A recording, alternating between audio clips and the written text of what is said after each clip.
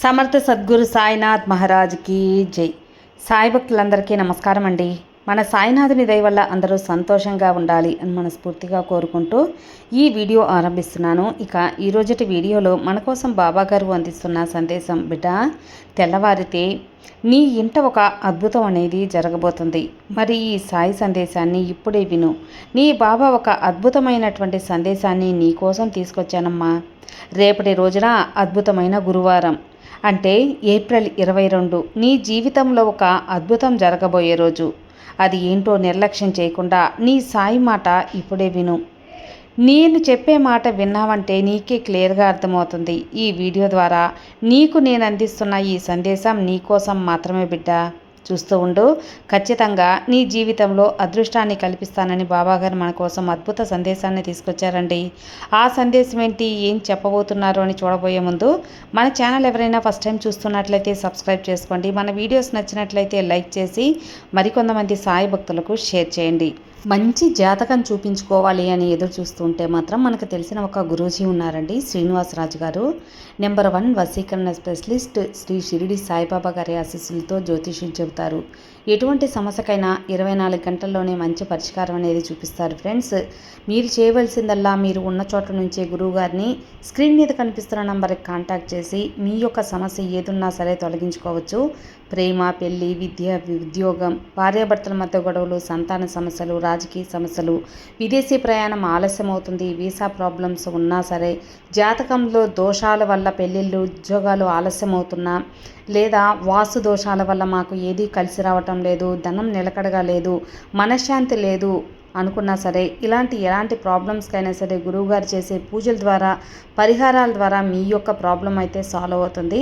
మీరు చేయవలసిందల్లా 96630644 ఈ నెంబర్కి కాల్ చేయండి. మీ ప్రాబ్లమ్ని తొలగించుకోండి. ఫ్రెండ్స్, నేను ఇంత కాన్ఫిడెంట్గా చెబుతున్నానంటే మీరు అర్థం చేసుకోవచ్చు. నేను చెప్పించుకొని నాకు నమ్మకం కుదిరి నా ప్రాబ్లం తీరింది కాబట్టి మీ వరకు తెలియజేస్తున్నాను. సో స్క్రీన్ మీద కనిపిస్తున్న నెంబర్కి కాల్ చేయండి. మీ ప్రాబ్లమ్స్ నుంచి బయటపడండి. ఇక మన కోసం ఈరోజు బాబాగారి సందేశానికి వస్తే, బిడ్డ నీకు అద్భుతం చూపిస్తాను అని చెప్పాను కదా, నిర్లక్ష్యం చేయకుండా విను. నీ జీవితం మారుతుంది. నేను మారుస్తాను. అలా మార్చటం నా బాధ్యతగా, ఒక తండ్రిగా నా బాధ్యత. ఒక తండ్రిగా నేను చేసి పెట్టాలి కదా. ఇక నువ్వు ఖచ్చితంగా ప్రశాంతంగా ఉండు. నీ జీవితాన్ని నీకు నచ్చినట్లు నేను చేస్తానమ్మా. నీ బాబా అన్నీ చేయబోతున్నాను నీకోసం. ఇక ప్రశాంతంగా ఉండు. నీ బాబా నీకు చెప్తున్నాను ఈ విధంగా, ఏదైనా సరే నీ సాయి తెల్లవారితే ఏం జరుగుతుందో ఇప్పుడు నువ్వు తప్పకుండా నా మాటల్లో వినే తీరు. ఈ సాయి పలుకుల ద్వారా నీకు ఈ సాయి సందేశాన్ని అందిస్తున్నాను. తల్లి, ఇప్పుడు నువ్వు ఒంటరివని ఎందుకు అనుకుంటున్నావు చెప్పు? ఎవరు నీకు తోడు లేరని, నీ పక్క నిలబడడం లేదని ఎందుకు బాధపడుతున్నావు? ఎన్నో సందర్భాలలో నేను నీకు చెప్పాను కదా నీకు తోడున్నానని. అన్ని విధాలుగా కూడా నేను నీ పక్కనే ఉంటూ ధైర్యాన్ని అందిస్తూ ఉన్నాను. కాబట్టి ఆ ధైర్యం ఏమైపోయింది బిడ్డ? ఎందుకు నువ్వు నమ్మకాన్ని పోగొట్టుకుంటున్నావు చెప్పు? కాబట్టి నీ సాయి నేను ఉన్నానమ్మా. నువ్వు ఎప్పుడు కూడా ఒంటరివని అనుకోవద్దు. అసలు దిగులు పడవద్దు.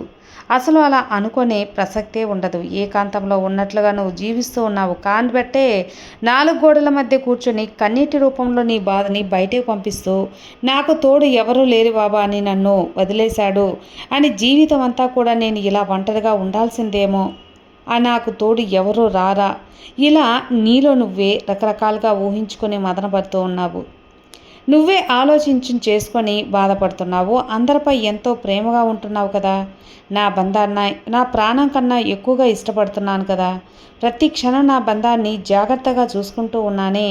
అయినా కూడా నా పిల్లలకు ఏ బాధ ఉన్నా, ఏ కష్టం ఉన్నా, ఆరోగ్య సమస్యలు వచ్చినా సరే నేను వెంటనే ముందుకు వచ్చి, బాబా నాకే ఎందుకు ఇలా జరుగుతుంది అని, పిల్లలకు మంచి ఆరోగ్యాన్ని ప్రసాదించు అని, నా పిల్లలు బాగుండాలి, నా కుటుంబం సంతోషంగా ఉండాలి అని, ప్రశాంతంగా ఉండాలని ప్రతి క్షణం కూడా నేను నా బిడ్డల కోసం, నా బంధం కోసం, నేను నా కుటుంబ సభ్యుల కోసం తల్లబిడ్డిపోతూ ఉంటాను.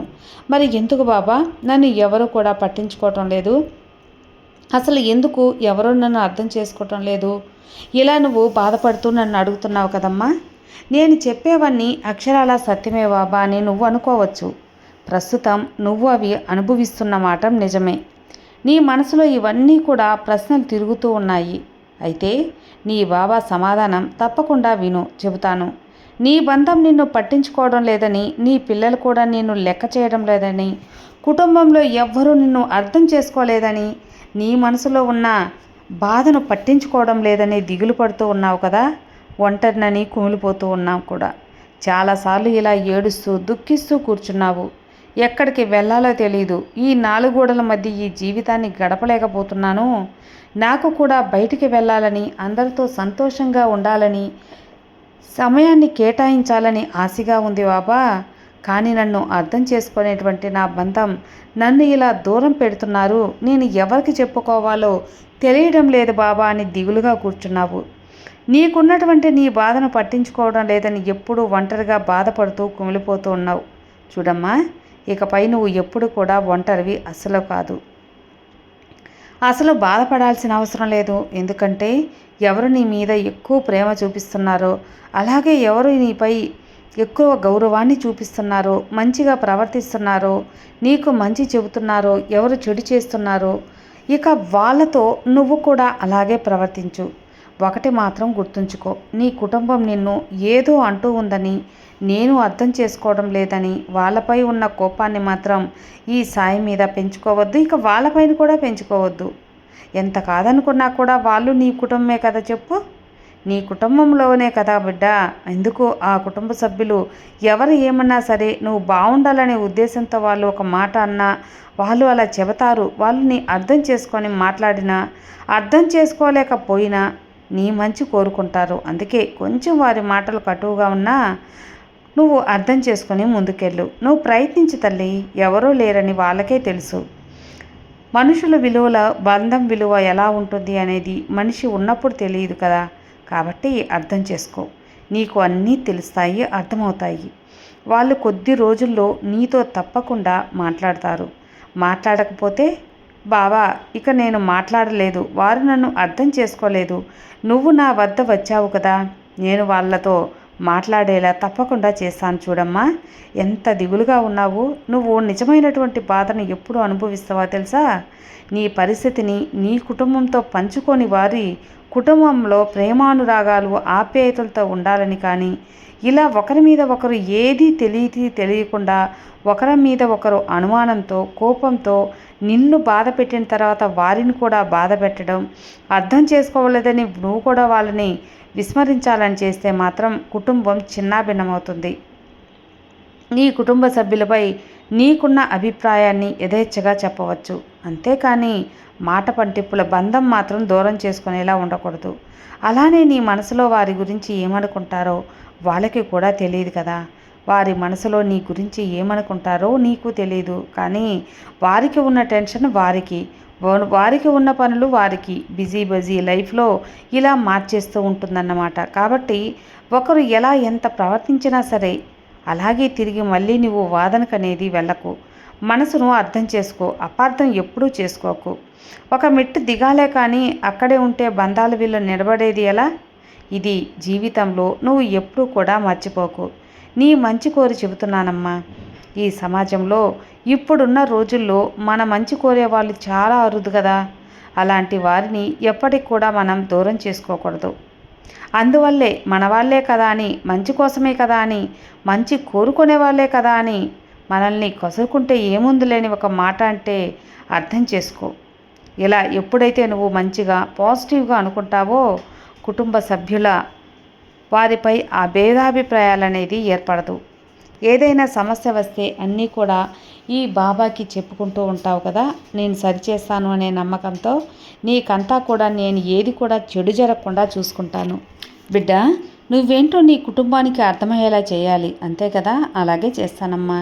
నీ బంధాలను దానికోసం దూరం చేసుకోవద్దు, దేనికోసమూ దూరం చేసుకోవద్దు. ఎవరు ఎక్కడ ఎలా ఉండాలి, ఎదుటివారితో ఎలా ప్రవర్తించాలి అనేది బాగా నేర్పిస్తాను. అందరితో మంచిగా ఉండటం వల్ల చేతగానితనమే అవుతుంది. కాబట్టి అది నీలో లోపం అవుతుందమ్మా. అది ఆ లోపాన్ని సరిచేసుకో. ప్రతిసారి మోసం చేసేవారిని మళ్ళీ అవకాశాలు ఇవ్వకూడదు. జాగ్రత్త పడు. మంచితత్వం ఏంటి అంటే పక్క వాళ్ళు ఏం చెప్పినా 1కి 10 సార్లు ఆలోచించు. గుడ్డిగా నమ్మకు. నీ సొంత నిర్ణయాలు తీసుకో. అలాగే నీకు ఏదైతే మంచి జరుగుతుందో, నీ కుటుంబానికి ఏం చేస్తే మంచి జరుగుతుందో ఆ నిర్ణయమే నువ్వు తీసుకోవాలి. అలాగే నువ్వు నీ కుటుంబ సభ్యులు ఖచ్చితంగా అర్థం చేసుకోవాలి. ముందుగా నువ్వు చేసే ఏ పన్నైనా సరే ఎదుటి వారికి నచ్చాలి అని ఎప్పుడూ ఆలోచించకు. మంచిగా ఉండాలని అనుకో, తప్పకుండా విజయం వస్తుంది. అలానే వజ్రాన్ని వజ్రంతోనే కొయ్యాలని అందరూ అంటారు కదా. చూడమ్మా, నీకు ఎవరో లేరనే భావం నుండి ఫస్ట్ బయటికి రాడు. నీ మనసులో ఆ భావాన్ని తుడిచివేసేయి. బాధ నువ్వు తప్పకుండా ముందుగా నువ్వు ఆ టెన్షన్ నుంచి బయటపడాలి.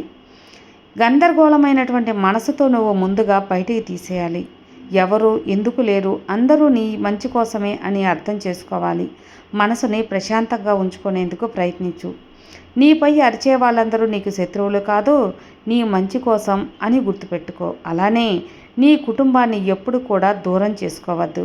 వారిని అపార్థం అనేది అస్సలు చేసుకోవద్దు. ఒంటరి అనే భావన నుంచి ఇంకాస్త ముందుకు వెళ్ళు. నీ మనసులోని ఆ భావనను అసలు రానివ్వకు. ఎలాంటి సందర్భాలనైనా, ఎలాంటి సమస్యలనైనా నీతో రావడానికి నీ బాబా ఎప్పుడూ సిద్ధంగా ఉన్నా. అలానే ఎవరి కోసమైతే నువ్వు ఈ భూమిపై ఎవరి కోసమైతే అడుగు పెట్టలేదో, కేవలం నీ కోసం నువ్వు వచ్చావు అంతే. ఎంతో అదృష్టం ఉంది కాబట్టి ఈ మానవ జన్మ ఎత్తావు, ఈ సాయి బిడ్డవయ్యావు. ఇది అందరికీ దక్కుతుందా చెప్పు? సాధ్యం కాదమ్మా. అలా చూడు, ఎంతో అదృష్టం ఉంటేనే నీ జన్మ నీకు దక్కదు. కాబట్టి నువ్వు అర్థం చేసుకో. అద్భుతమైనటువంటి జీవితాన్ని పొందుతావు. లేనిపోని దుఃఖాలతో, ఆలోచనలతో గడిపేయడం నిజంగా ఇది నీ పిరికితనం. తప్పకుండా అర్థమవుతుంది. నీ అజ్ఞానం కూడా అవుతుంది. నీ సంతోషం కోసం, పిల్లల సంతోషం మంచిగా జీవించు. నీ కుటుంబం కోసం జీవించు. నీ వరకు ఏదైనా కష్టం వస్తే అది ఎంతవరకు దూరం ఉంచాలన్నదే, దూరం పెట్టాలనేదే నీ వంతుగా ప్రయత్నాలు చేయాలి. నీ సాయంగా నేనుంటాను కదా. నువ్వు ముందుకు వెళ్ళగలవు. కష్ట నష్టాలను తెలుసుకోగలవు. నీ కలలనే నిజం చేసుకోగలవు. ఎంతో ప్రయత్నిస్తావు కదా, వాటికి ఫలితం వస్తుంది. బిడ్డ, నీ ముందుకు తప్పకుండా అన్ని ఫలితాలు సాకారంతో వస్తాయి. నీ కలలు నిజమవుతాయి. నీ మనసంతా ఆనందంతో నిండిపోతుంది. నువ్వు ఎప్పుడూ కూడా ఒంటరిని అనే భావన నుంచి బయటపడు. ఈ భూమిపై అడుగు పెట్టేటప్పుడు ఒంటరిగా వచ్చావు, అలాగే వెళ్ళేటప్పుడు ఒంటరిగానే వెళ్తావు. ఎప్పుడు కూడా ఒకరిపై ఆధారపడకూడదు. నీ కాళ్ళపై నిలబడు, ప్రయత్నించు. నీకు తోడుగా ఉండగా నీ సాయి ఉన్నారని ఎప్పుడూ మర్చిపోవద్దు. జీవితంలో ఎంతోమంది నాటకాలు వేస్తూ ఉంటారమ్మా. అన్నీ కూడా నిజాలని నువ్వు ఎప్పుడు అనుకొని మోసపోవద్దు. అలా మోసపోయి నీతో పాటు నీ కుటుంబాన్ని ఇబ్బంది పెట్టుకోవద్దు. ఇక ధైర్యంగా ప్రశాంతంగా ఉండు. నీ సాయి ఉన్నాను కదా. ఇంట్లో గొప్ప అద్భుతాన్ని తప్పకుండా చేపిస్తాను. తెల్లవారితే నీ ఇంట్లో అద్భుతం జరగబోతుంది. సంతోషంగా కళ్ళు తెరువు. నీ బాబా నీకు తోడుండగా ఇక భయం ఎందుకు చెప్పు. హాయిగా ప్రశాంతంగా ఉండు. ఒంటరిని అనే భావం నుంచి బయటపడు. అసలు రానివ్వద్దు. నీ బిడ్డలు, నీ బంధం మీద, కుటుంబ సభ్యుల మీద కోపాన్ని పెంచుకోవద్దు. ఆలోచనలు తీసేసి సంతోషంగా నీ జీవితాన్ని నువ్వు గడుపు. తప్పకుండా ఈ బాబా నీకు తోడుగా ఉంటానమ్మా. నువ్వు అస్సలు భయపడొద్దు బిడ్డ. నీ బాబా నీకు తోడుండగా నీకు భయం ఎందుకు చెప్పు. నీ జీవితాన్ని, చుట్టుముట్టిన చిక్కులన్నీ నేను సరిచేసి అల్లకొల్లారమైన నీ జీవితాన్ని ప్రశాంతంగా మారుస్తాను. ఇక అన్నీ కూడా ఒక్కొక్కటిగా నీ జీవితంలో మంచి జరుగుతాయి. నిశ్చింతగా ఉండు. సర్వే జనా సుఖినో భవంతు. జై సాయిరామ్.